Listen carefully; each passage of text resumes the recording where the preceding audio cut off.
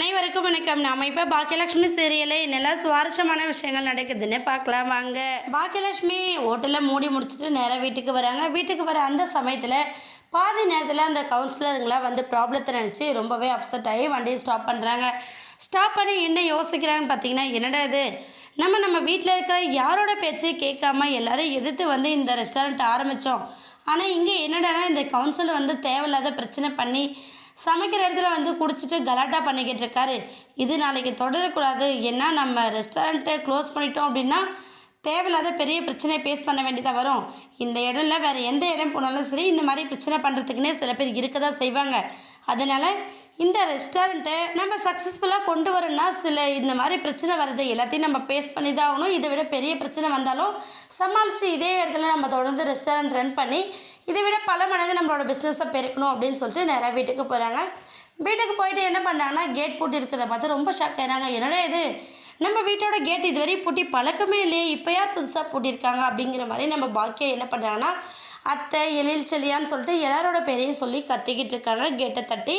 அந்த சமயத்தில் நம்ம ஈஸ்வரி வந்து உள்ளே இருக்காங்க. அதெல்லாம் காது கேட்டாலுமே கேட்காத மாதிரி ரொம்ப சைலண்ட்டாக உட்காந்துறாங்க. லேட்டாக வரல, வரத்துக்கான பனிஷ்மெண்ட் இதுவாக தான் இருக்கணும், அவள் அங்கேயே இருக்கட்டும் அப்படிங்கிற மாதிரி நம்ம ஈஸ்வரி வந்து உட்காந்துட்ருக்காங்க. நம்ம பாக்கியாவும் தட்டி தட்டி ரொம்ப டயர்டாகி போய் நிற்கிறாங்க. ஐயோ, ஃபோன் வேறு சுவிட்ச் ஆஃப் ஆகிடுச்சு, என்ன செய்யறது, எப்படி அவங்கள நம்ம கூப்பிட்றது அப்படிங்கிற மாதிரி நம்ம பாக்கியா ரொம்ப கன்ஃபியூஸ்டாக நின்றுட்டுருக்காங்க.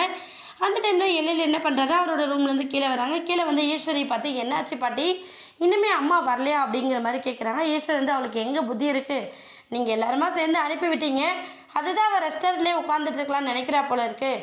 இதுக்கு முன்னே நடத்துகிற ரெஸ்டாரண்ட் வந்து டான்னு 10 மணி ஆனால் வீட்டுக்கு வந்துடுவா, இப்போ 12 ஆகுது, பேய் உலாத்துற நேரத்துக்கு ஆயும் இன்னும் வீட்டுக்கு வராமல் இருக்கா பாரு அப்படிங்கிற மாதிரி நம்ம எழில்கிட்ட ஆர்குமெண்ட் பண்ணுறாங்க. உடனே எழில் என்ன பண்ணா, சரி நான் போய் அம்மாவை கூட்டிகிட்டு வரேன் பாட்டி அப்படின்னு சொல்லிட்டு அவரோட கீ எடுத்துகிட்டு நேராக வெளியில் வந்து லைட்டை போடுறாங்க. லைட் ஆனதை பார்த்ததுமே நம்ம பாக்கியம் வந்து எழில் அப்படின்னு சொல்லிட்டு கத்த ஆரம்பிக்கிறாங்க. ஒன்று நம்ம எழில் என்ன பண்ணுறோம், அம்மா இருங்கம்மா நான் வந்துட்டேன் அப்படின்னு சொல்லிட்டு கேட்டை ஓப்பன் பண்ணுறாங்க. ஓப்பன் பண்ணதுமே நம்ம பாக்கியம் வந்து, என்னடா எழில், யாரோட கேட்டை போட்டுனது, அந்த மாதிரி பழக்கமே நம்ம வீட்டில் இல்லை அப்படிங்கிற மாதிரி சொல்கிறாங்க. உடனே எழில் வந்து, தெரிலம்மா நான் போட்டல, இப்போ தான் உங்களை கூட்டிகிட்டு போகலான்னு வந்தா அப்படிங்கிற மாதிரி எழில் சொல்கிறாங்க.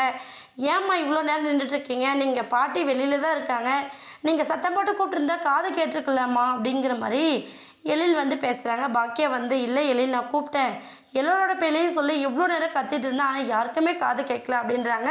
நம்ம எழில் வந்து அதிலேருந்தே புரிஞ்சுக்கிறாங்க, பாட்டிக்கு வந்து இதில் சுத்தமாக விருப்பம் இல்லை, அதனால தான் பாட்டி இப்படி நடந்துக்கிறாங்க அப்படிங்கிறத அவர் தெரிஞ்சுக்கிறாரு.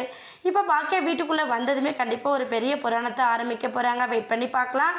இந்த வீடியோ உங்களுக்கு பிடிச்சிருந்தா மறக்காமல் நம்ம சேனலை சப்ஸ்கிரைப் பண்ணுங்கள். தேங்க்யூ.